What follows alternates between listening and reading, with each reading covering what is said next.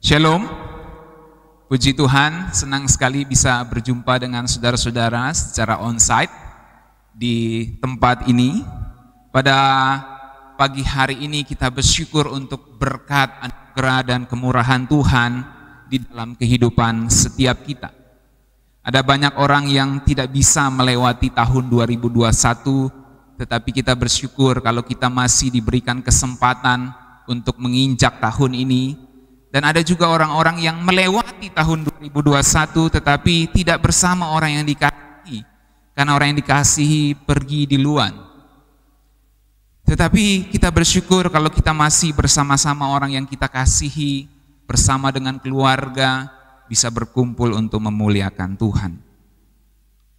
Pagi hari ini, jemaat yang dikasihi Tuhan, saya mau bicara dengan tema Kitab Ibrani, superioritas Kristus. Kita tahu orang anak-anak muda itu suka menonton film superhero.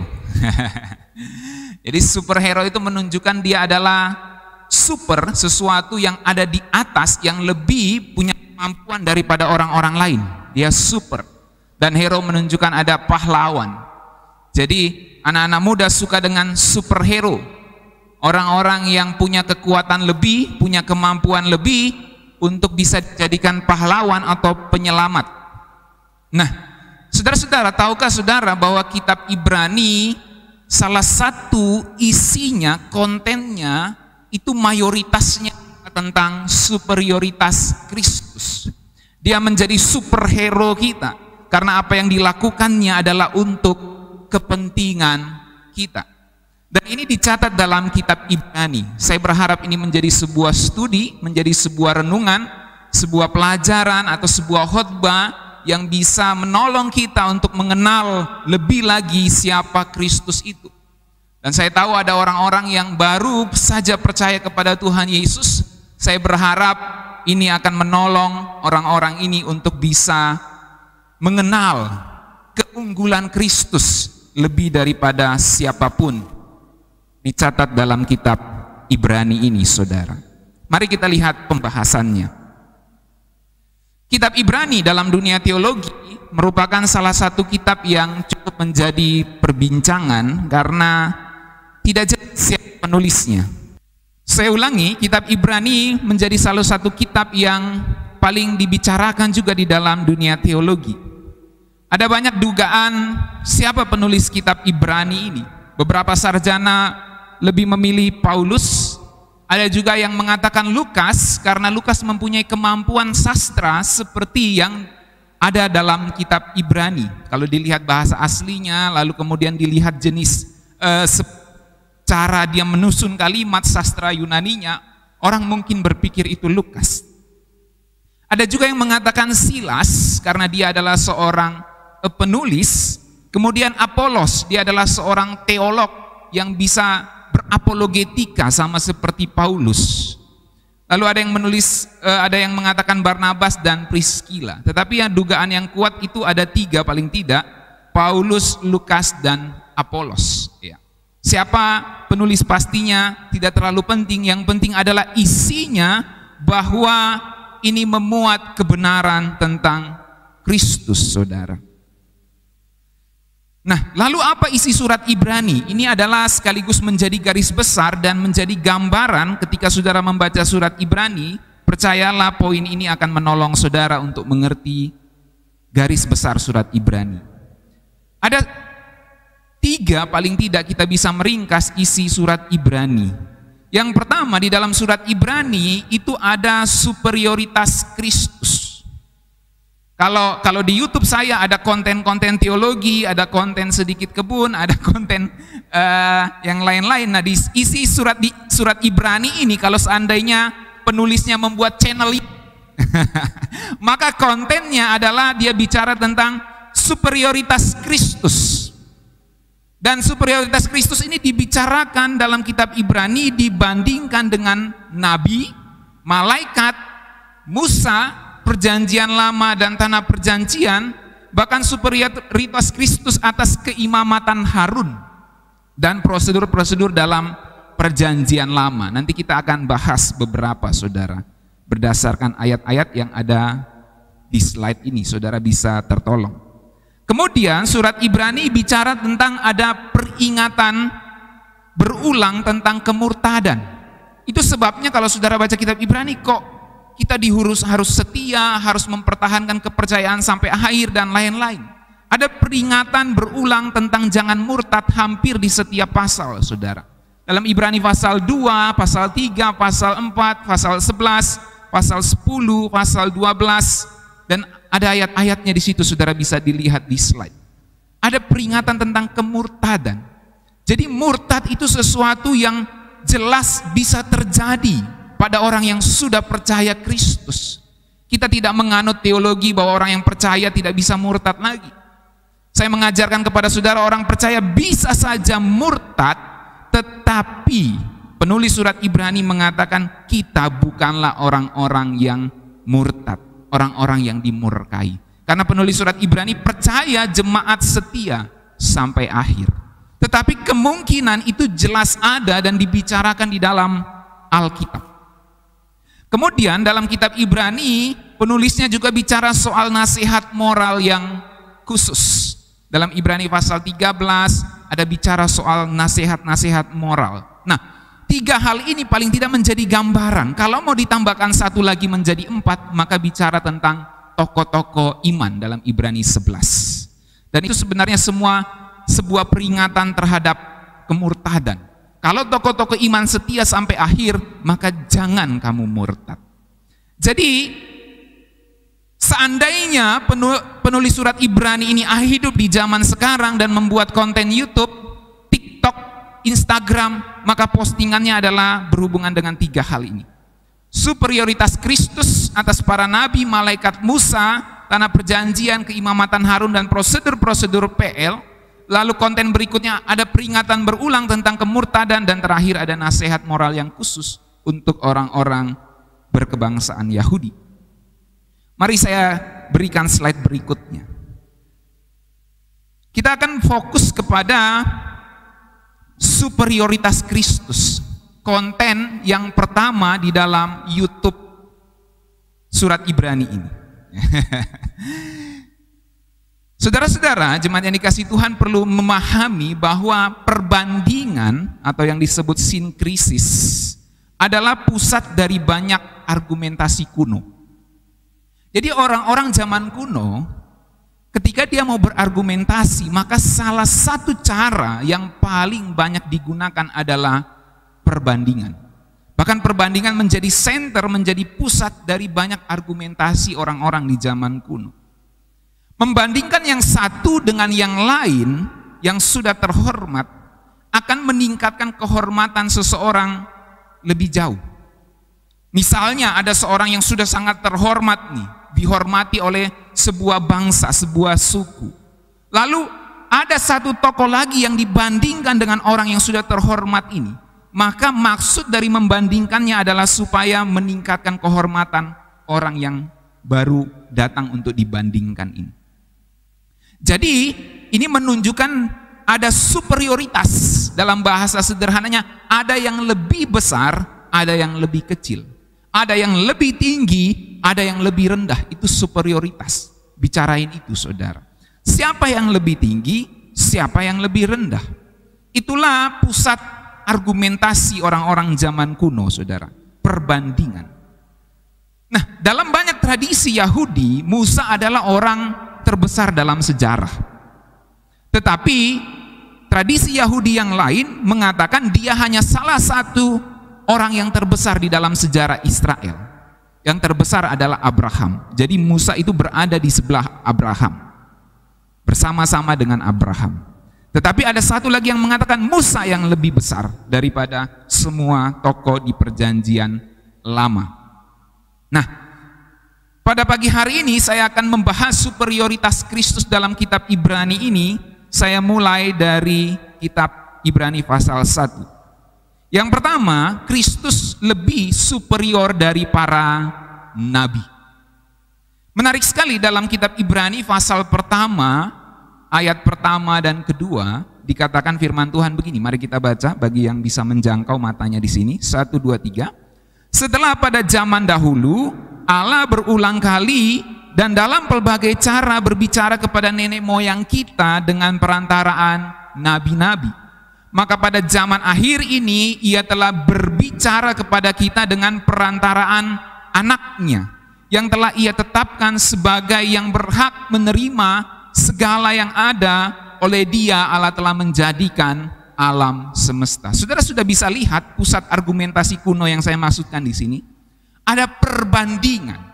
Zaman dahulu berulang kali Allah bicara kepada nenek moyang dengan perantaraan nabi. Lalu dibandingkan, maka pada zaman akhir ini argumentasi di zaman kuno. Ia telah berbicara kepada kita dengan perantaraan anaknya. Lalu diberikan superioritasnya. Apa unggulnya Kristus dibandingkan para nabi? Nah, disebutkan di sini yang telah ia tetapkan sebagai yang berhak menerima segala yang ada. Jadi dalam hal ini jelas sekali Kristus lebih tinggi daripada para nabi. Kalau para nabi hanya berkata, sebab ada tertulis firman Tuhan mengatakan demikian, tetapi Tuhan Yesus datang, dia berkata, aku berkata kepadamu, sebab dialah firman itu. Itu sebabnya dalam kitab Ibrani konteksnya dia membandingkan Kristus dengan nabi. Kristus ditetapkan menerima segala yang ada. Ini sudah bicara sebuah otoritas, superioritas yang tertinggi. Oleh dia Allah telah menjadikan alam semesta. Kristus disodorkan atau ditampilkan sebagai sosok pencipta bersama dengan Allah Bapa. Kemudian yang kedua, secara cepat, Kristus lebih superior dari para malaikat. Menariknya di ayat 3 dalam Ibrani 1, ia adalah cahaya kemuliaan Allah dan gambar wujud Allah dan menopang segala yang ada dengan firman-Nya yang penuh kekuasaan. Dan setelah ia selesai mengadakan penyucian dosa, ia duduk di sebelah kanan yang maha besar di tempat yang tinggi. Term-term atau istilah-istilah ini menunjukkan superioritas, saudara. Dia duduk di sebelah kanan, orang-orang zaman kuno sudah tahu ini tempat terhormat. Ditambahkan lagi di tempat yang tinggi, ini sesuatu yang jelas menunjukkan superioritas, keunggulan daripada yang lain. Selain keunggulan dari para nabi, disebutkan dia lebih unggul dari para malaikat. Itu sebabnya dalam ayat 4 ditegaskan, kita baca bersama 1, 2, 3, jauh lebih tinggi daripada malaikat. Kristus lebih tinggi, ditempatkan jauh lebih tinggi daripada malaikat-malaikat. Sama seperti nama yang dikaruniakan kepadanya jauh lebih indah. Lihat perbandingan, saudara, daripada nama mereka. Karena kepada siapakah di antara malaikat-malaikat itu pernah ia katakan, anakku engkau telah kuperanakan pada hari ini, dan aku akan menjadi bapanya dan ia akan menjadi anakku. Dan saya lompat ke ayat 6, dan ketika ia membawa pula anaknya yang sulung ke dunia, Bapa, ia di situ Bapa berkata, semua malaikat Allah, malaikat Bapa itu harus menyembah dia. Yang pertama, Kristus lebih unggul, superior daripada para nabi. Sekarang Kristus lebih superior dari para malaikat Bapa. Apa implikasinya? Penulis surat Ibrani menulis setiap superioritas ini bukan tanpa implikasi, bukan tanpa sebuah pesan yang aplikatif, bukan tanpa sebuah pesan yang ada hubungan praktisnya dengan kehidupan orang-orang percaya. Ada. Kenapa penulis surat Ibrani berargumentasi Kristus lebih besar dari para nabi dan para malaikat? Karena dia mau kasih nasihat, dan itu jelas ada di ayat 2 mulai. Dalam Ibrani 2 ayat 1, karena itu haruslah lebih teliti kita memperhatikan apa yang telah kita dengar, supaya kita jangan hanyut di bawah arus. Ada banyak orang yang mengatakan bahwa Kristus adalah malaikat. Jadi di zaman kuno itu ada orang-orang yang berpikir Kristus itu hanya malaikat yang ada di sebelah kanan Bapa. Malaikat dalam pengertian utusan, betul, Kristus itu utusan Bapa. Tapi ayat yang lain juga mengatakan dia adalah Allah bersama dengan Bapa di sorga. Jadi pernyataan Kristus itu ciptaan, Kristus itu hanya seorang malaikat biasa. Maka diargumentasi oleh penulis surat Ibrani ini, harus lebih teliti kita memperhatikan apa yang kita dengar. Karena ada banyak ajaran sesat saat itu mulai muncul, saudara. Kristus itu bukan Allah, Kristus itu bukan pencipta, dia hanya utusan, dia hanya malaikat. Dan inilah yang diawasi, inilah yang diperingatkan oleh penulis surat Ibrani. Harus lebih teliti kita memperhatikan apa yang kita dengar, supaya kita jangan hanyut di bawah arus. Tidak heran sampai zaman modern ini kita tahu, bahkan sampai zaman pasca modern saat ini, ada kepercayaan-kepercayaan yang mengakui Kristus hanya sebagai nabi, mengakui Kristus hanya sebagai utusan, dan tidak mengakui dia sebagai pribadi yang berada di tempat tertinggi bersama dengan Allah Bapa di sorga. Jadi menurut penulis surat Ibrani, itu adalah ajaran yang bisa membawa kita kepada kesesatan. Bahkan ada ajaran baru sekarang, gereja Tuhan yang Maha Kuasa, yang percaya Kristus sudah berinkarnasi kedua kali jadi wanita di Tiongkok, mengatakan bahwa Kristus itu karyanya tidak bisa menyelamatkan manusia. Itu sebabnya karya Yesus laki-laki yang ada di Israel saat itu tidak bisa menyelamatkan manusia. Maka perlu Yesus kedua kali yang berinkarnasi jadi wanita di Tiongkok. Jadi wanita baru bisa menyelamatkan, pria tidak bisa. Paling tidak begitu menurut ajaran itu, saudara. Ya. Jadi Alkitab sudah kasih tahu, harus teliti kita memperhatikan apa yang kita dengar. Ada banyak ajaran sesat sekarang dikemas dengan rapi, saudara. Jadi kita mesti memperhatikan hal ini. Makanya penulis surat Ibrani merasa ini penting untuk jemaat. Ini penting untuk orang-orang percaya. Sebab kalau kita tidak mengenal keunggulan Kristus, kita bisa saja dihanyutkan oleh ajaran sesat. Dalam ayat 2 di Ibrani 2 dilanjutkan, sebab kalau firman yang dikatakan dengan perantaraan malaikat-malaikat tetap berlaku, dan setiap pelanggaran dan ketidaktaatan mendapat balasan yang setimpal, bagaimanakah kita akan luput jikalau kita menyia-nyiakan keselamatan yang sebesar itu, yang mula-mula diberitakan oleh Tuhan dan oleh mereka yang telah mendengarnya kepada kita dengan cara yang dapat dipercayai. Jadi berita Kristus lebih besar dari para nabi, lebih besar dari para malaikat, itu adalah berita yang menyelamatkan kita. Kalau kita tidak percaya bahwa Kristus lebih besar dari para nabi dan para malaikat, kita menyia-nyiakan keselamatan yang besar ini, saudara. Jadi orang-orang yang ikut ajaran sesat sudah pasti akan binasa. Tidak mungkin tidak, pasti binasa. Itu sebabnya penulis surat Ibrani mengatakan, jangan menyia-nyiakan keselamatan yang besar ini. Dan saya bersyukur ada orang-orang yang sudah percaya kepada Tuhan Yesus. Mungkin beberapa orang sedang menonton ini di channel YouTube dan baru percaya kepada Tuhan Yesus. Saya mau katakan welcome, selamat datang. Jangan sia-siakan keselamatan yang besar yang kau sudah terima dari Tuhan Yesus. Jadi saudara tidak salah pilih, saudara tidak salah kandang, saudara tidak salah rumah. Ini adalah tempat terbaik saudara untuk menaruhkan kepercayaan saudara. Tempat itu bernama Kristus. Ibarat sebuah place, sebuah tempat, ini adalah tempat yang tepat untuk kita menaruh barang kita, kepercayaan kita, hati kita, dan pasti itu aman. Jadi mari kita jangan menyia-nyiakan keselamatan sebesar ini, saudara. Yang ketiga, Kristus lebih superior dari Musa. Menarik sekali saudara-saudara bahwa seperti saya katakan tadi, perbandingan menjadi pusat dari banyak argumentasi kuno.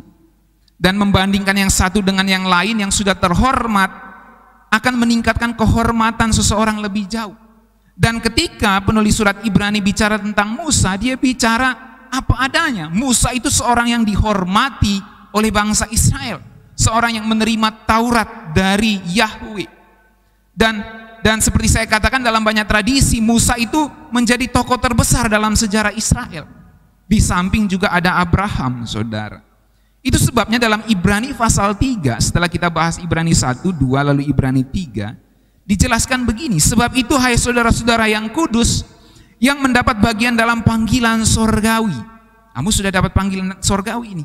Pandanglah kepada rasul dan imam besar yang kita akui, yaitu Yesus. Pernyataan rasul dan imam besar hendak menunjukkan bahwa memang Kristus itu utusan dan dia menjadi imam besar yang kita akui. Yang setia kepada dia yang telah menetapkannya. Sebagai utusan manusia yang diutus oleh Bapa, dia telah ditetapkan untuk menerima segala yang ada. Dan yang menetapkan ini, Kristus yang ditetapkan setia kepada Bapaknya, itu maksudnya ayat 2 ini. Sebagaimana Musa pun setia dalam segenap rumahnya, dibandingkan Kristus dengan Musa sama-sama setia. Oke, secara perbandingan masih sejajar. Kemudian ayat yang kelima, dan Musa, nah ini mulai ditunjukkan superioritas Kristus dibanding Musa. Dan Musa memang setia dalam segenap rumah Allah sebagai pelayan untuk memberi kesaksian tentang apa yang diberitakan kemudian. Tetapi, nah kita sudah tahu ya, kalau ada kata tetapi berarti ada sesuatu yang lebih besar atau mungkin lebih saja kecil, gitu. Tetapi Kristus setia sebagai anak yang mengepalai rumahnya, dan rumahnya ialah kita. Jika kita sampai kepada akhirnya teguh berpegang pada kepercayaan dan pengharapan yang kita megahkan. Jadi ditunjukkan, kalau saudara baca ayat-ayat selanjutnya nanti, Kristus itu bukan hanya rasul dan imam besar, dia adalah yang membuat rumah itu. Dia adalah pencipta yang membangun rumah itu. Itu sebabnya dalam implikasinya di ayat yang ke-7 dikatakan, sebab itu seperti yang dikatakan Roh Kudus, pada hari ini jika kamu mendengar suaranya, janganlah keraskan hatimu seperti dalam kegeraman pada waktu pencobaan di padang gurun. Jadi kalau latar belakangnya gini, backgroundnya gini saudara, supaya saudara ngerti. Ini pasti masih ada yang blank ini. Kenapa penulis surat Ibrani menunjukkan Kristus lebih besar daripada Musa? Karena ada orang-orang yang tidak setia dalam perjanjian lama. Sekarang kamu sudah terikat di dalam perjanjian baru. Kalau kamu tidak setia di dalam perjanjian baru, di mana perjanjian baru ini adalah Kristus yang lebih besar daripada Musa di perjanjian lama, maka kemurtadanmu itu adalah kemurtadan yang tidak bisa lagi diampuni. Sedang orang-orang yang murtad perjanjian lama yang mengikuti hukum Musa, hukum Taurat yang diberikan kepada Musa itu, orang-orang itu saja mati, dibinasakan, ditewaskan di padang gurun. Apalagi engkau yang sudah masuk kepada umat Allah, kemudian engkau murtad, maka engkau murtad kepada yang lebih besar daripada Musa. Kalau murtad kepada kesetiaan kepada hukum Musa saja dibinasakan, apalagi murtad kepada kesetiaan yang lebih besar daripada Musa. Saudara bisa tangkap ini? Itulah yang sedang diperbandingkan oleh penulis surat Ibrani dalam argumentasinya ini. Jadi kenapa penulis surat Ibrani membandingkan Musa dengan Tuhan Yesus dan mengatakan Tuhan Yesus lebih besar? Apa implikasinya? Kan jemaat bisa tanya, so what? Apa hubungannya dengan gua? Kalau Kristus memang lebih besar daripada Musa, terus apa hubungannya dengan gua? Kan gitu. Nah, penulis surat Ibrani mau berargumentasi. Dia mau mengatakan kalau Kristus saja lebih besar daripada Musa, kalau Kristus lebih besar daripada Musa dan orang-orang yang di bawah hukum Musa tidak taat kepada hukum Musa dihukum, apalagi engkau tidak taat kepada Kristus, maka pasti engkau binasa. Makanya dikasih peringatan setelah dia menjelaskan Kristus lebih besar daripada Musa. Dalam ayat yang ke-7 penulis surat Ibrani katakan, sebab itu seperti yang dikatakan Roh Kudus, pada hari ini jika kamu mendengar suaranya, janganlah keraskan hatimu seperti dalam kegeraman pada waktu pencobaan di padang gurun. Bahkan diceritakan dalam ayat yang ke-9, di mana nenek moyangmu mencobai aku, dengan jalan menguji aku, sekalipun mereka melihat perbuatanku 40 tahun lamanya. Jadi coba kita koreksi saudara. Alkitab itu mengajarkan bahwa perjalanan sejarah bangsa Israel menjadi juga gambaran perjalanan orang-orang yang mengikuti Kristus, umat pilihan perjanjian baru. Dan ada saja dari umat perjanjian lama, yaitu bangsa Israel yang suka menguji Tuhan, suka mengeluh, suka bersungut-sungut kepada Tuhan, akhirnya Tuhan tewaskan mereka di padang gurun. Jadi walaupun mereka ditebus dari bangsa Israel, dari Mesir menuju ke Kanaan, mereka ditewaskan dalam perjalanan karena mereka tidak mau percaya kepada Tuhan, padahal sudah lihat banyak mujizat. Jadi mereka disebut percaya, ya percaya-percaya begitu saja. Tidak dibuktikan dengan kehidupan. Mereka mengaku dengan mulutnya menyembah Yahweh, tetapi dalam tindakan dan perbuatannya mereka menghujat Yahweh itu. Makanya penulis surat Ibrani katakan, nenek moyangmu mencobai aku, sekalipun mereka melihat perbuatan-perbuatanku 40 tahun lamanya. Ayat 10, itu sebabnya aku murka kepada angkatan itu dan berkata, selalu mereka sesat hati dan mereka tidak mengenal jalanku. Sehingga aku bersumpah dalam murkaku, mereka takkan masuk ke tempat perhentianku. Jadi penulis surat Ibrani datang, kalau perjanjian lama saja yang percaya hukum Musa dihukum, apalagi engkau yang umat perjanjian baru sudah percaya, tapi engkau percaya dengan mulutmu saja, engkau tidak percaya dengan tindakanmu, engkau akan dibinasakan sama seperti nenek moyangmu itu. Ini yang mau dikatakan penulis surat Ibrani. Itu sebabnya dalam ayat 12 dilanjutkan, waspadalah hai saudara-saudara, supaya di antara kamu, di antara kita ini, kalau kita aplikasikan untuk kita saat ini, jangan terdapat seorang yang hatinya jahat. Di antara umat pilihan perjanjian lama, ada orang-orang yang hatinya jahat. Di antara orang-orang yang telah ditebus dari Mesir menuju Kanaan, ada orang-orang yang jahat.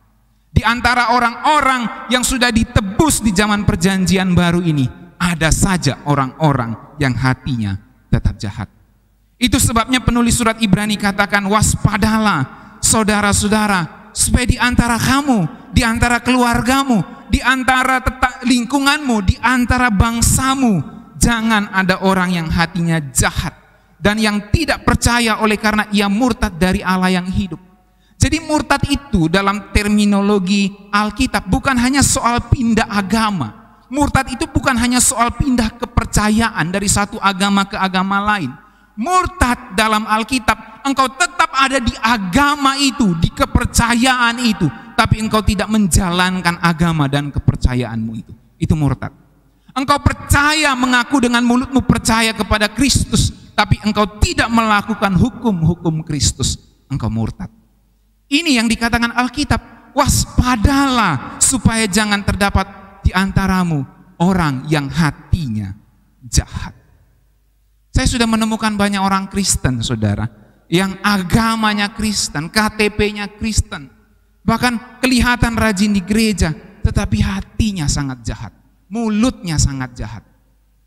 Jadi mari kita sama-sama mengoreksi diri kita, saudara. Jadi kita perlu didewasakan oleh Tuhan untuk kita berubah. Itulah gunanya kita percaya kepada Kristus. Dan saya juga heran, ada orang-orang yang ngaku Kristen, sangat baik di kelihatannya di muka umum, tapi di media sosialnya jahat sekali. Ngata-ngatain orang dan lain-lain, saudara. Itu sebabnya firman Tuhan katakan, tetapi nasihatilah seorang akan yang lain setiap hari, selama masih dapat dikatakan hari ini, supaya jangan ada di antara kamu yang menjadi tegar hatinya karena tipu daya dosa. Ada orang-orang yang merasa diri sudah percaya Kristus, sudah selamat, dan ketika dia jauh dari rumah, ya, di luar pantauan istri, di luar pantauan suami, di luar pantauan anak-anak, di luar pantauan orang tua, dia muncul sisi jahatnya, sisi gelapnya muncul. Dan kita perlu berhati-hati. Anak-anak muda, ketika engkau hidup di kos, hidup jauh dari orang tua, hati-hati. Ada Tuhan yang melihat setiap perbuatanmu. Jangan ada di antaramu orang yang hatinya jahat. Nah, ini Valeri mau ngekos ini. mau kuliah ke Depok karena sudah mulai kuliah onsite. Mesti jaga pergaulan ya Valeri ya. Ingat orang tuamu. Kalau ada orang-orang mau goda buat jahat, ingat orang tua itu kerja keras. Jangan sampai kita melukai hati orang tua dan terlebih jangan melukai hati Tuhan. Nasihatilah seorang akan yang lain setiap hari. Makanya dikatakan tadi di ayat sebelumnya, jangan keraskan hatimu pada hari engkau mendengar suaranya. Jadi kalau saudara bertanya secara cepat, apa implikasinya untuk kita? Kenapa penulis surat Ibrani menulis superioritas Kristus atas para nabi, atas para malaikat, dan atas Musa? Secara khusus superioritas Kristus atas Musa, apa implikasinya? Penulis surat Ibrani mau kasih tahu, kalau orang-orang di zaman Musa saja yang mengaku melakukan hukum Musa itu dihukum karena mereka tidak melakukan yang sebenarnya, apalagi kita yang percaya kepada Kristus yang lebih besar daripada Musa. Kita akan binasa bila kita hanya mengaku percaya saja tapi tidak melakukan kehendaknya. Sebab murtad dalam Alkitab bukan hanya soal pindah agama. Saudara bisa tetap Kristen, tetapi saudara disebut murtad dalam Alkitab. Itu yang Alkitab catat. Sebab sama seperti orang Israel, mereka disebut murtad walaupun mereka tetap berstatus agama Yahudi, tetap berstatus bangsa Israel. Jadi mari kita semua menjaga diri kita masing-masing, saudara. Dalam ayat 14 diingatkan, karena kita telah beroleh bagian di dalam Kristus. Jadi kita ini sudah peroleh bagian di dalam Kristus. Tetapi asal saja kita teguh berpegang sampai kepada akhirnya pada keyakinan iman kita yang semula. Ada syarat. Jangan berpegang lalu lepas lagi. Dikatakan asal kita teguh berpegang sampai pada akhirnya. Ada termin waktunya, sampai pada akhirnya, pada keyakinan iman kita yang semula. Jadi kalau kita sudah percaya kepada Kristus, jangan mundur. Sebab saudara sedang percaya kepada sosok pribadi yang superior dibandingkan siapapun di bumi ini. Selanjutnya, Kristus lebih superior dari keimamatan Harun. Setelah nabi, para malaikat, dan Musa, lalu penulis surat Ibrani mulai spesifik kepada keimamatan Harun. Dalam Ibrani 4 ayat 14, karena kita sekarang mempunyai imam besar agung yang telah melintasi semua langit, yaitu Yesus anak Allah, baiklah kita teguh berpegang pada pengakuan iman kita. Kita baca ayat 15 sama-sama. Sebab imam besar kita yang kita punya bukanlah imam besar yang tidak dapat turut merasakan kelemahan-kelemahan kita. Sebaliknya sama dengan kita, ia telah dicobai, hanya tidak berbuat dosa. By the way, saya banyak baca ayat bukan karena tidak ada persiapan, saudara. Ini persiapan matang. Hanya saja saya memang mau saudara membaca firman Tuhan. Sebab ada banyak kali kita hanya membaca sekilas tanpa pengertian. Dan hari ini saya menampilkan ayat-ayat dan memberikan pengertiannya supaya saudara waktu baca sendiri nanti saudara tertolong. Jadi setelah Kristus disuperioritaskan dari keimamatan Harun, maka ada pesan yang ingin disampaikan di dalamnya. Tetapi sebelumnya kita baca dulu ayat 15 dalam terjemahan firman Allah yang hidup. Mari kita baca sama-sama. 1, 2, 3. Imam besar kita ini memahami kelemahan kita, sebab ia juga pernah mengalami cobaan seperti kita, meskipun ia tidak pernah kalah sehingga berdosa. Jadi imam besar, Kristus sebagai imam besar itu tidak pernah kalah sehingga ia tidak berbuat dosa. Jadi kalau dia bisa merasakan kelemahan kita, itu karena dia jadi manusia yang pertama. Yang kedua, dia bisa menolong kita karena dia tidak pernah kalah. Ini superioritas, saudara. Sekarang bisa paham sekarang? Coba kalau saudara baca ayat yang biasanya. Di atas Jo. Sama dengan kita, ia telah dicobai, hanya tidak berbuat dosa. Ini superioritas dibandingkan kita manusia. Dan dihubungkan dengan keimamatan Harun. Nah, sekarang saya mau jelaskan sedikit soal imamat ini. Tetapi saya mau berikan dulu implikasinya. Apa implikasinya Kristus lebih besar dari keimamatan Harun? Nanti lalu saya jelaskan perbandingannya. Sebab itu, marilah kita dengan penuh keberanian menghampiri tahta kasih karunia. Jadi kalau saudara baca surat Ibrani, ya studi surat Ibrani, saudara akan menemukan superioritas Kristus di para nabi, para malaikat, dari Musa. Semua itu ada ayat-ayat selanjutnya yang mengatakan sebab itu, oleh karena itu. Ini implikasinya. Kenapa dia harus lebih besar dari malaikat, dari nabi, dan dari Musa? Ada implikasinya, ada kaitannya dengan kekristenan kita.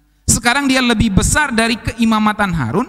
Dikatakan sebab itu marilah kita dengan penuh keberanian menghampiri tahta kasih karunia, supaya kita menerima rahmat dan menemukan kasih karunia untuk mendapat pertolongan kita pada waktunya. Karena dia lebih besar dari keimamatan Harun, yang pertama kita bisa langsung masuk ke tahta kasih karunia supaya bisa dapat pertolongan kita. Nah, saudara-saudara, di ayat 6 pasal 5 dilanjutkan sebagaimana firman-Nya dalam suatu nas lain, engkau adalah imam Kristus, imam untuk selama-lamanya menurut peraturan Melkisedek. Nah, kita lompati ayat-ayat ini dulu, langsung kita ke implikasinya. Yang implikasi, oke, benar Jo. Superioritas Kristus dari keimamatan Harun buat kita bisa langsung menghadap tahta kasih karunia. Jadi dalam Alkitab diajarkan dalam perjanjian lama itu namanya keimamatan Lewi atau keimamatan Harun. Dan dalam perjanjian baru Kristus menjadi imam besar menurut peraturan Melkisedek. Jadi ada peraturan Harun, peraturan Lewi, ada peraturan Melkisedek. Nah, mari kita bahas dulu ini soal imam supaya saudara dapat frame-nya. Seperti ini saudara. Jabatan Kristus sebagai imam besar menurut peraturan Melkisedek itu buat kita bisa menyembah Bapa dalam roh dan kebenaran setiap saat dan dengan ketaatan. Dan sebagai imam-imam kecil, imamat yang rajani, kita bisa mempersembahkan tubuh sebagai persembahan yang hidup, yang kudus dan berkenan kepada Allah. Itu implikasinya. Nah, mari kita bahas sekarang dasarnya. Secara teologis ada 3 jabatan Kristus. Saya pernah khotbahkan ini, saya ulang sedikit. Ada yang disebut threefold office atau 3 jabatan Kristus. Bahasa Latinnya munus triplex, yaitu imam, nabi, dan raja. Dalam perjanjian lama kita perlu tanya apa samanya nabi, imam, dan raja. Samanya adalah bahwa ketiga jabatan ini mempunyai peranan yang penting untuk jemaat, untuk umat perjanjian lama maksudnya. Jemaat itu lebih kepada term atau istilah umat perjanjian baru. Jadi masing-masing punya peran penting dalam memimpin umat Allah untuk hidup sesuai dengan perjanjian Allah dengan Abraham. Inti perjanjian Allah dengan Abraham adalah, aku akan menjadi Allahmu dan kamu akan menjadi umatku. Maksudnya yang disebut umat Allah adalah keturunan Abraham. Nah, saya mau saudara lihat ini kaitannya. Jadi umat Allah, umat itu biasanya berhubungan dengan imam, umat Allah, lalu keturunan Abraham. Ini yang disebut nanti kemudian keturunan Abraham adalah keturunan Daud, adalah raja dari keturunan Daud, itulah Kristus. Jadi umat Allah ada kaitannya dengan keturunan Abraham. Umat Allah kaitannya dengan imam, keturunan Abraham kaitannya dengan Kristus nanti sebagai raja. Jadi ada kaitannya saudara. Kemudian nggak heran dalam Galatia 5 ayat 29 dikatakan gini, dan jikalau kamu adalah milik Kristus maka kamu juga adalah keturunan Abraham dan berhak menerima janji Allah. Kamu milik dari Kristus imam besar, kamu milik dari Kristus sebagai raja dari keturunan Daud yang jelas keturunan Abraham, maka kamu adalah keturunan Abraham dan berhak menerima janji Allah. Itu persamaannya nabi, imam, dan raja. Lalu apa bedanya imam, nabi, dan raja? Perbedaannya pada tugas dan fungsinya. Imam itu soal jadi perantara kekudusan antara Allah dan umat. Kalau nabi soal menyampaikan pikiran dan perasaan Allah. Kalau raja soal kebijaksanaan dan hikmat untuk memerintah. Jadi kalau dikatakan Kristus adalah imam besar kita, itu menunjukkan perannya untuk kekudusan antara Allah dan umatnya. Nah, sekarang kita lihat soal imam, jadi perantara kekudusan antara Allah dan umat. Imam itu dikhususkan oleh Allah untuk bangsa yang khusus. Nah, ini menarik nih. Imam dikhususkan dari bangsa yang khusus yaitu Israel, dan dari bangsa yang khusus ini ada satu suku yang khusus lagi yaitu suku Lewi yang adalah suku para imam. Nah, prioritas pelayanan imam adalah kekudusan umat, berbeda dengan nabi yang menyampaikan firman dan raja yang menyampaikan hikmat dan kebijaksanaan. Pada titik ini kita mengerti ada soal persembahan korban, pendamaian, dan penghapusan dosa.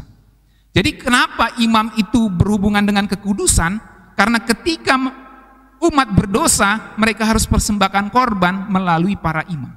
Jadi para imam ini tugasnya adalah yang berhubungan dengan penyucian atau kekudusan umat. Selanjutnya, instrumen atau alat yang digunakan Allah untuk proses pengudusan adalah hukum. Jadi menjaga apa standar dari orang umat perjanjian lama disebut kudus, mereka harus melakukan hukum. Gak heran kehidupan bangsa Israel itu diatur oleh hukum Taurat. Bahkan hukum jadi budaya bangsa mereka. Nah, ketika mereka gagal melakukan hukum, maka disitulah persembahan korban dibutuhkan. Sekarang saudara bisa paham hubungan hukum Taurat, hubungan imam, dan hubungan korban. Jadi ketika umat gagal melakukan Taurat, maka mereka harus persembahkan korban kepada Yahweh. Dan pasti ada yang dilanggar, tidak mungkin tidak. Itu sebabnya harus ada persembahan korban yang berulang-ulang. Tugas imam ada di situ. Nah, disinilah peran strategis seorang imam, saudara. Nah, menariknya bahwa umat diselamatkan karena ada penghakiman yang dijatuhkan kepada korban. Jadi kenapa hukumannya tidak dijatuhkan kepada bangsa Israel yang melawan hukum? Karena ada hukuman yang dijatuhkan kepada korban yang dipersembahkan oleh imam. Yang menarik, yang selamatkan umat dalam perjanjian lama bukanlah upacaranya, tetapi iman kepada sang imam itu. Memang darah yang tertumpah itu menyucikan secara lahiriah, darah domba kalau bahasa kitab Ibrani. Tetapi dalam konteks ini saya mau tekankan iman orang perjanjian lama kepada sang imam yang mempersembahkan korban. Kenapa disebut iman? Karena mereka percaya bahwa ketika saya berikan korban ini kepada para imam dan para imam menyembelinya untuk dipersembahkan kepada Allah, maka saya diampuni. Dalam konteks ini penekanan saya adalah bahwa iman orang perjanjian lama, dalam hal ini bangsa Israel, kepada para imam itu yang menyelamatkan mereka. Dan tentu darah yang tertumpah itu menyucikan mereka secara lahiriah. Nah, percaya mereka kepada imam adalah ekspresi percaya mereka pada ketentuan yang Allah buat untuk penyelesaian dosa. Kamu harus mempersembahkan korban melalui para imam. Pada titik ini kita mengerti bahwa imam perjanjian lama yang dipercaya oleh umat itu memerankan kisah penebusan. Jadi ketika Kristus disebut imam besar menurut peraturan Melkisedek, maka ada sebuah tanggung jawab dari orang-orang untuk beriman kepada sang imam besar untuk diselamatkan. Sekarang saudara dapat koneksinya, amin. Itulah yang dimaksudkan di sini dasar pengajarannya, saudara. Itu sebabnya Alkitab ajarkan Kristus adalah imam besar kita. Sorry, K-nya kecil, harusnya besar tuh. Ibrani 4 ayat 14 katakan, karena kita sekarang mempunyai imam besar agung yang telah melintasi semua langit, yaitu Yesus anak Allah. Baiklah kita teguh berpegang pada pengakuan iman kita. Jadi kalau Kristus lebih besar dari keimamatan Harun, ya, itu berarti ada implikasinya. Kita harus teguh berpegang pada pengakuan iman kita, yaitu kepada Kristus sang imam besar itu. Nah, pelajaran lebih lanjutnya dalam bahasa Ibrani imam disebut kohen, yang juga berarti pejabat utama, principal officer. Tradisi Yahudi menunjukkan bahwa imam yang ditunjuk oleh Allah berasal dari keturunan Lewi. Nah, ini mulai saya bandingkan dengan Melkisedek nih. Kan kita bicara argumentasi kuno, ada perbandingan. Jadi kalau imam menurut keimamatan Harun itu harus dari suku Lewi, saudara. Tradisi ini dimulai dari Harun. Jadi imam besar pertama dalam sejarah bangsa Israel itu Harun. Kemudian diturunkan kepada anak laki-lakinya sebagai imam agama Yahudi. Saudara bisa temukan di Keluaran 28 ayat 1. Demikianlah seterusnya jabatan imam menurun kepada setiap keturunan laki-laki suku Lewi. Masalahnya adalah Kristus itu keturunan Yehuda, bukan Lewi. Dia suku Yehuda, bukan suku Lewi. Lalu mengapa bisa disebut imam? Jelas dia tidak bisa menjadi imam menurut peraturan Harun, karena itu suku Lewi, maka dia menjadi imam menurut peraturan Melkisedek. Nah, ini kuncinya. Jadi karena dimulai dari Harun, maka disebut keimamatan Harun. Itu maksudnya, keimamatan Lewi. atau dapat diangkat menjadi imam menurut peraturan Harun. Saudara bisa temukan di Ibrani 7 ayat 11. Contoh peraturannya misalnya untuk jadi imam harus seorang laki-laki dari suku Lewi. Sama kayak saya misalnya untuk jadi pendeta harus mengabdi dulu di sebuah gereja lokal selama beberapa tahun, ya kira-kira gitu. Tapi ini konteksnya untuk jadi imam harus seorang laki-laki dari suku Lewi. Para imam dipimpin oleh seorang imam besar atau imam kepala. Nah, jadi ada banyak imam dalam suku Lewi, ya, semua pria dalam suku Lewi itu imam. Kemudian ada satu yang disebut imam besar atau imam kepala. Nah, tugas utama imam besar setiap tahunnya adalah memimpin semua upacara pada hari raya pendamaian. Pada saat itu imam besar masuk ke ruang maha kudus dan memercikan darah korban yang sudah disembelih untuk penghapusan dosa seluruh umat. Dalam hal ini imam sendiri, keluarganya dan seluruh umat Israel, karena imamnya ini orang berdosa juga. Jadi saudara-saudara, imam-imam yang lain itu nggak bisa masuk ke ruang maha kudus. Ada korden yang membatasi ruang kudus dan ruang maha kudus. Para imam hanya bisa masuk sampai ruang kudus, tidak boleh masuk sampai ruang maha kudus. Yang bisa masuk ruang maha kudus, buka kordennya lalu masuk, itu hanya imam besar, imam kepala. Nah, selanjutnya, Yesus diajarkan dalam kitab Ibrani sebagai imam besar yang lebih unggul daripada keimamatan Harun. Dalam Ibrani 2 ayat 17 dikatakan, dalam segala hal ia harus disamakan dengan manusia supaya ia dapat menjadi imam besar. Nah, tradisi Yahudi menunjukkan bahwa seorang baru bisa menjadi imam saat berusia 30 tahun. Jadi kalau saudara tanya kenapa Tuhan Yesus memulai pelayanan di usia 30 tahun, karena dia adalah imam besar.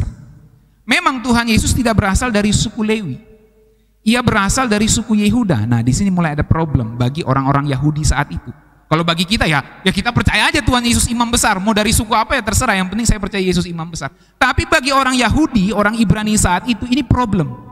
Kok dia jadi imam besar dalam teologi Kristen? Bukankah dia bukan suku Lewi? Makanya dijelaskan oleh penulis surat Ibrani, dia menjadi imam besar menurut peraturan Melkisedek. Dan peraturan Melkisedek itu lebih superior daripada peraturan Harun. Nah, ini maksudnya.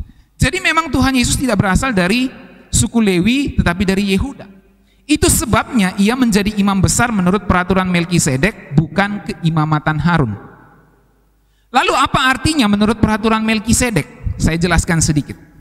Yang pertama, menurut peraturan Melkisedek seorang imam tidak harus dari suku Lewi.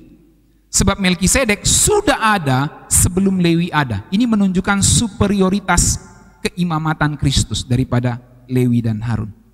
Karena Abraham itu urutannya, lalu dari Abraham, Ishak dan Yakub. Abraham punya anak bernama Ishak, Ishak punya anak bernama Yakub. Lalu dari Yakub ini punya anak 12 yang jadi 12 suku Israel. Salah satunya adalah suku Lewi, dan suku Lewi ini adalah suku para imam. Baru ada keimamatan dimulai di zaman anak-anak Yakub, yaitu bangsa Israel. Nenek moyang mereka adalah Abraham. Dan Abraham sudah berjumpa dengan Melkisedek. Dan Abraham mempersembahkan persepuluhan kepada Melkisedek. Ini menunjukkan bahwa Melkisedek, keimamatan Melkisedek lebih besar dari keimamatan Lewi.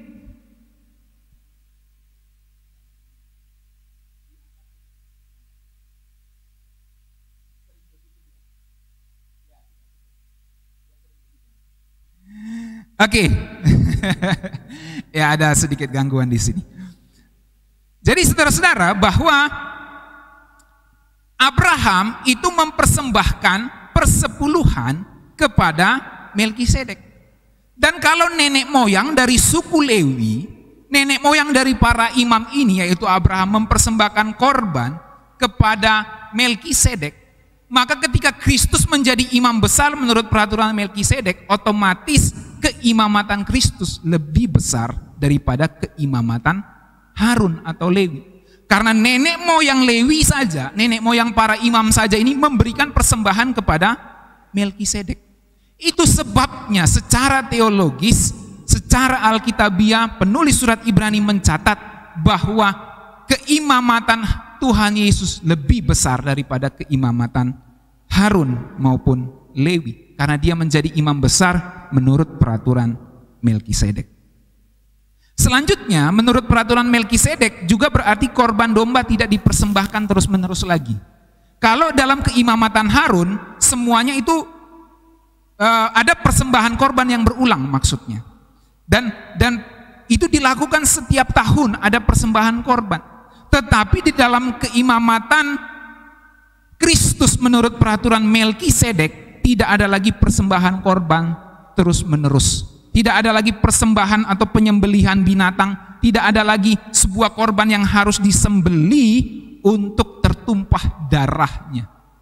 Karena Kristus hidup selama-lamanya. Dalam hal ini kita perlu mengerti bahwa Kristus bukan hanya imam besar, tapi dia sekaligus menjadi korban persembahan. Kalau dalam perjanjian lama, imam besar mempersembahkan domba, bukan mempersembahkan dirinya sendiri karena tidak layak. Dia manusia berdosa. Bahkan korban itu harus menyucikan imam itu dan seluruh keluarga dan seluruh umat. Tetapi Kristus yang menjadi imam besar menurut peraturan Melkisedek mempersembahkan dirinya sendiri. Dia menjadi korban. Enggak heran ia disebut imam besar yang dapat merasakan kelemahan kita. Itu sebabnya menurut peraturan Melkisedek korban tidak dipersembahkan berulang, karena Kristus satu kali mati dan untuk selama-lamanya dia menjadi korban yang berkenan kepada Bapa. Selanjutnya dalam ayat 15 dikatakan, Ibrani 4, sebab imam besar yang kita punya bukanlah imam besar yang tidak dapat turut merasakan kelemahan-kelemahan kita. Sebaliknya sama dengan kita, ia telah dicobai hanya tidak berbuat dosa. Nah, dalam peraturan Melkisedek, keimamatan tidak beralih karena kematian. Kalau zaman dulu Harun mati diganti anaknya, ya anaknya mati diganti lagi anaknya lagi dan selanjutnya. Tapi dalam keimamatan Melkisedek tidak ada pergantian imam. Makanya Kristus menjadi imam besar untuk selama-lamanya. Jadi kalau secara gender Kristus itu pria untuk selama-lamanya. Makanya saya singgung lagi, kalau ada ajaran sesat gereja Tuhan yang Maha Kuasa itu mengatakan Kristus pada zaman yang ketiga, yaitu zaman penghakiman ini, zaman kerajaan, dia kemudian menjadi berinkarnasi kedua kali di Tiongkok jadi seorang wanita. Alasannya karena Kristus itu Tuhan atas pria, juga Tuhan atas wanita. Makanya mereka nggak suka Alkitab. Mereka katakan Alkitab itu menghalangi pekerjaan Tuhan di akhir zaman. Itu ajaran sesat, saudara. Alkitab catat Kristus menjadi imam besar untuk selama-lamanya. Secara gender berarti dia pria terus untuk selama-lamanya. Nah, memang ada banyak kesalahannya dari ajaran gereja Tuhan Maha Kuasa itu, tapi saya tidak bahas di sini. Jadi maksud saya adalah keimamatan dalam Melkisedek tidak beralih. Kalau keimamatan Harun beralih terus-menerus. Makanya dia menjadi imam besar menurut peraturan Melkisedek. Enggak heran panduannya, instrumennya adalah Kristus sendiri. Bukan hukum Taurat seperti pada keimamatan Harun. Kalau di Harun, hukum Taurat. Kalau di keimamatan Kristus, hukumnya adalah hukum Kristus. Christ is my law. Bukan Torah is my law, tapi Christ is my law. Praktisnya adalah kalau kita mau hidup kudus, maka kita harus hidup seperti Kristus. Bukan seperti Torah, tapi seperti Kristus. Kalau kita mau hidup kudus, bukan harus cuci-cuci semua seperti lalu sebelum ibadah harus cuci-cuci segalanya. Bukan di situ yang dimaksud kudus di dalam perjanjian baru. Yang dimaksud kudus dalam perjanjian baru, hidup seperti Kristus. Sebab Christ is my law. Ini adalah dampak dari superioritas Kristus atas keimamatan Lewi. Nah, jadi ada implikasinya, saudara. Dengan Tuhan Yesus menjadi imam besar, maka jabatan imam sebagai perantara dari suku Lewi tidak diperlukan lagi. Artinya tidak diperlukan perantara atau mediator yang lain selain imam besar agung, yaitu Tuhan Yesus Kristus. Jadi pendeta saudara ini, gembala saudara ini bukan perantara antara saudara dengan Allah. Saudara bisa langsung menghadap Bapa di sorga di dalam doa. Tugas saya adalah menyampaikan firman, membimbing saudara untuk saudara bisa didewasakan di dalam kebenaran firman Tuhan. Kalau saya mendoakan saudara, bukan saya menjadi perantara antara saudara dengan Bapa di sorga. Saudara langsung terkoneksi dengan Bapa di sorga. Saya hanya menolong saudara sampai batas yang Tuhan percayakan kepada saya. Sebab kita punya perantara satu saja, Tuhan Yesus, untuk kita bisa sampai kepada Bapa. Tidak ada pendeta, tidak ada gembala, tidak ada satupun orang yang menjadi perantara selain Kristus. Jadi jangan sedikit-sedikit sakit doa cari pendeta. Berdoa langsung kepada Bapa di sorga, karena Kristus sebagai imam besar telah membuka jalan untuk kita masuk kepada tahta kasih karunia, saudara. Selanjutnya, dengan ia menjadi imam besar, maka umat pilihan kini bukan hanya bangsa Israel secara keturunan, tetapi secara rohani dengan percaya kepada sang imam besar itu. Makanya dari awal saya jelaskan, perjanjian lama bentuk kepercayaan orang Israel kepada imam adalah mempersembahkan korban kepada imam itu. Dan tentu mereka tahu, mereka percayanya kepada Yahweh. Tapi percaya kepada imam dimaksudkan bahwa mereka percaya imamlah yang dipercayakan oleh Yahweh untuk menyucikan mereka. Jadi konsekuensinya agama Yahudi tidak dibutuhkan lagi sebagai jalur khusus menghadap Yahweh. Kita nggak perlu menjadi orang beragama Yahudi. Kita percaya kepada Kristus, maka kita bisa menghadap Bapa di sorga. Implikasi berikutnya, dengan demikian bait suci di Yerusalem tidak dibutuhkan lagi sebagai tempat khusus. Itu sebabnya tanah perjanjian kita bukan di Yerusalem, saudara. Kita orang Kristen tanah perjanjiannya adalah di langit baru, bumi baru, tanah Kanaan sorgawi yang kekal. Amin. Jadi nggak usah stres kalau belum pernah ke Israel. Saya juga belum pernah. Tanah suci kita bukan di sana. Kita nggak harus berkiblat di sana saat ibadah, nggak harus. Kita berkiblat kepada Bapa di sorga. Itulah yang disebut kita menyembah Allah di dalam roh dan kebenaran. Selanjutnya, saudara-saudara, kita orang Kristen itu tidak seperti orang-orang Yahudi yang berdoa harus ke arah Yerusalem atau punya tanah perjanjian di Yerusalem. Dalam hal ini kita sangat berbeda dengan Judaism. Kalau ada di gereja-gereja tertentu yang selalu memberitakan di Yerusalem sedang dibangun bait suci ketiga, mari kita topang di dalam dana. Wah, ada gitu ya. Padahal itu bait suci Yahudi, bukan Kristen. Tidak ada hubungannya kita dengan itu. Sebab imam besar ini telah melintasi semua langit sehingga ibadah kita bukan menuju ke Yerusalem lagi. Apalagi di tanah yang sebelah sono. Di Yerusalem saja kagak, apalagi yang di tanah sebelah sono itu. Mengerti maksud saya? Jadi yang dimana Tuhan Yesus pernah bilang, kalau ada Allah di padang gurun, kalau ada Mesias di padang gurun, jangan ke sana. Kalau ada Mesias di dalam bilik, jangan ke sana. Nah, apalagi di sana tuh yang dalam bilik. Jangan ke sana gitu ya, saudara. Banyak corona gitu. Sekarang kita dapat menyembah bukan di bait suci di Yerusalem. Setahun sekali, seperti orang Yerusalem. Kita dapat menyembahnya di dalam roh. Di dalam roh itu bahasa praktisnya setiap saat. Dan dalam kebenaran, dengan ketaatan. Jadi dampak superioritas Kristus dari keimamatan Lewi adalah kita bisa menyembah Bapa. Itu yang kedua. Yang pertama, kita bisa masuk tahta kasih karunia. Itu yang pertama. Yang kedua, kita bisa menyembah Bapa di dalam roh setiap saat dan dalam kebenaran dengan ketaatan. Jadi penyembahan kita kepada Tuhan, kepada Bapa di sorga, kepada Yahweh, itu bukan mempersembahkan korban lagi, potong binatang di hari raya korban, tidak. Kita menyembahnya setiap hari, setiap saat dengan ketaatan kita. Makanya kitab Ibrani katakan, jangan ada di antaramu yang hatinya jahat. Bahkan di Roma 12 ayat 1 dikatakan, saudara-saudara, demi kemurahan Allah aku menasihatkan kamu supaya kamu mempersembahkan tubuhmu sebagai persembahan yang hidup, yang kudus dan yang berkenan kepada Allah. Itu adalah ibadahmu yang sejati. Karena penyembahan kita itu bukan saat kita ke Yerusalem, tapi menyembah Allah di dalam roh setiap hari dan dalam kebenaran dengan ketaatan, maka implikasinya adalah kita mempersembahkan tubuh kita sebagai persembahan yang hidup, yang kudus dan berkenan kepada Allah. Saudara bertanya, bukankah Kristus korban satu kali untuk selama-lamanya? Betul, amin. Tapi kita juga adalah imam yang harus mempersembahkan korban. Dan karena Kristus menjadi korban satu kali untuk selama-lamanya, yang mati kemudian hidup kembali, kita memberikan persembahan yang hidup, bukan binatang, tetapi tubuh kita sebagai persembahan yang hidup, yang kudus dan berkenan kepada Allah. Jadi itulah ibadah sejati kita, saudara. Ibadah sejati kita itu bukan saat kita bergereja di tempat ini, atau bukan saat kita berada di sebuah gedung gereja yang megah dan besar. Bukan itu ibadah sejati. Ini kebaktian, ini perkumpulan untuk kita belajar firman Tuhan. Ibadah sejati yang sesungguhnya ketika engkau kembali ke aktivitasmu sehari-hari, di mana engkau bisa dengan ketaatan menyembah Dia di dalam roh dan kebenaran.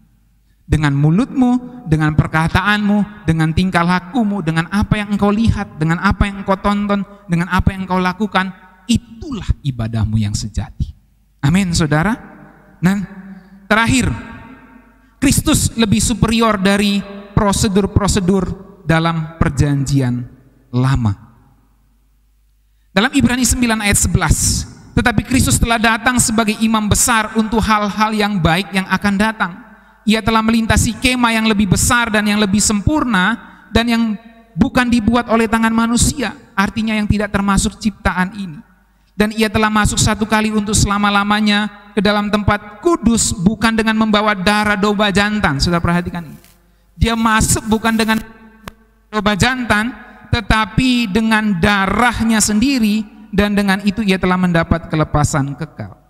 Sebab jika darah domba jantan dan darah lembu jantan dan percikan abu lembu muda menguduskan mereka yang najis sehingga mereka disucikan secara lahiriah, lalu disodorkan superiornya, betapa lebihnya darah Kristus yang oleh roh yang kekal telah mempersembahkan dirinya sendiri kepada Allah sebagai persembahan yang tak bercacat, akan menyucikan hati nurani kita dari perbuatan yang sia-sia. Oke, kembali ke slide di atasnya, Jo, superioritas tadi. Ya, jadi saudara bisa lihat Kristus lebih superior dari prosedur-prosedur dalam perjanjian lama. Saya ringkaskan saja biar cepat. Prosedur-prosedur perjanjian lama diantaranya korban. Kristus lebih besar dari korban binatang itu. Darahnya lebih berkuasa daripada darah binatang. Sebab darah binatang menyucikan secara lahiriah, Alkitab catat gitu. Tapi darah Kristus menyucikan sampai batinia kita.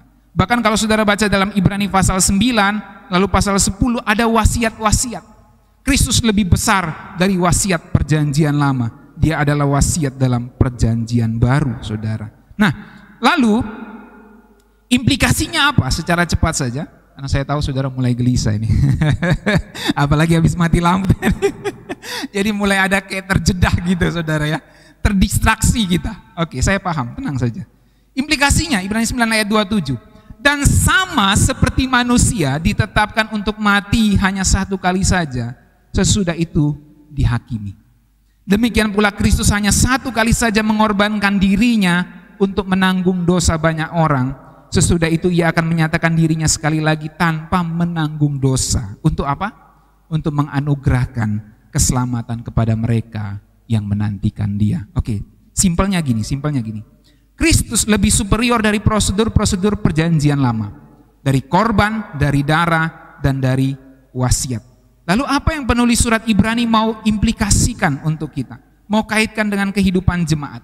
Bahwa kita harus setia menanti kedatangannya. Karena Dia lebih superior dari seluruh perjanjian lama. Baik nabi, baik malaikat, baik hukum-hukum perjanjian lama. Kristus lebih superior dari itu semua. Bahkan dari korban binatang, dari darah binatang, dari penyucian di perjanjian lama, Kristus lebih superior dari itu semua. Jadi tidak ada salahnya, bahkan wajiblah kita menunggu kedatangan Sang Superior itu. Sama seperti ketika ada kecelakaan, ada sebuah seorang musuh datang dari alien, dari planet lain gitu, maka semua orang menantikan Avenger, superhero. Karena berpikir Avenger ini adalah lebih superior dari semua musuh itu. Dan sekarang saya mau kasih tahu, di tengah dunia yang jahat ini ada satu pribadi superior yang kita tunggu untuk menyelamatkan kita semua. Namanya adalah Yesus Kristus. Amin.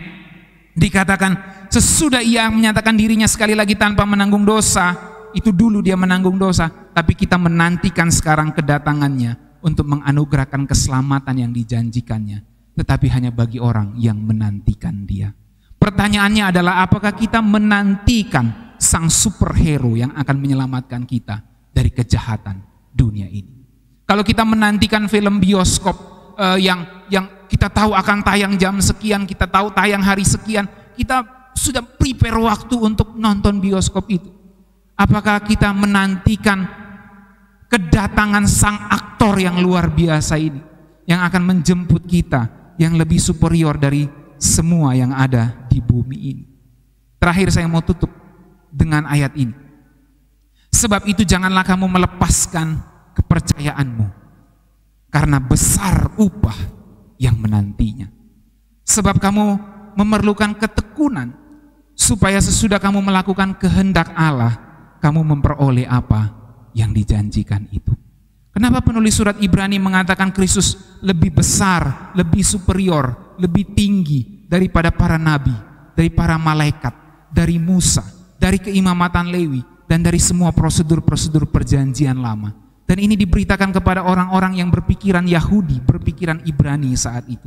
Sehingga nama surat ini adalah Ibrani. Dan sekarang surat itu datang kepada kita, dan firman ini datang untuk kita terapkan dalam hidup kita. Firman Tuhan mau sampaikan, janganlah kamu melepaskan kepercayaanmu, karena besar upah yang menantinya. Dia lebih superior dari siapapun. Kalau kita percaya kepadanya, besar upah yang menantinya. Oleh sebab itu, selama kita masih ada di dunia ini dan menunggu kedatangannya yang kedua kali, kita memerlukan ketekunan, saudara. Supaya sesudah kita melakukan kehendak Allah di dalam ketekunan itu, kita memperoleh apa yang dijanjikan. Tapi seperti yang saya katakan tadi, bahwa kitab Ibrani bukan hanya bicara tentang superioritas Kristus, tapi bicara tentang peringatan supaya jangan murtad. Itu sebabnya di ayat selanjutnya dalam Ibrani 10 ayat 37 dikatakan, sebab sedikit, bahkan sangat sedikit waktu lagi, dan ia yang akan datang sudah akan ada tanpa menangguhkan kedatangannya. Tetapi orangku yang benar akan hidup oleh iman, dan apabila ia mengundurkan diri, maka aku tidak berkenan kepadanya. Karena apa? Logikanya saja, kamu mengabaikan pribadi yang paling superior, yang tersuperior di semesta ini. Engkau abaikan, engkau lepaskan kepercayaanmu kepadanya. Maka Alkitab catat, kalau engkau mengundurkan diri, aku tidak berkenan kepadamu. Tetapi puji Tuhan, penulis surat Ibrani mengatakan kepada jemaat, kita bukanlah orang-orang yang mengundurkan diri. Dan sebagai hamba Tuhan, saya mau katakan, kita bukan orang-orang yang mengundurkan diri. Amin. Kita semua akan setia sampai akhir dan percaya, dan akhirnya memperoleh kehidupan kekal bersama Kristus yang sangat superior itu untuk kita semua. Mari kita berdoa. Bapa kami di sorga, kami bersyukur untuk kebenaran yang boleh kami pelajari. Cukup panjang kami mendengarkan pelajaran ini, tapi kami mendapat satu pesan penting, bahwa dalam kesuperioran Kristus di dalam kitab Ibrani, ada pesan-pesan untuk kami tetap setia, untuk kami tetap percaya, untuk kami jangan murtad, dan tidak melepaskan kepercayaan kami kepada pribadi yang superior ini. Dan di dalam itu semua biarlah kami dapat tekun melakukan kehendak Bapa, sambil kami menantikan kedatangan Tuhan Yesus yang kedua kali. Terima kasih Bapa untuk firman-Mu. Kiranya ini dapat terus berbicara kepada kami semua.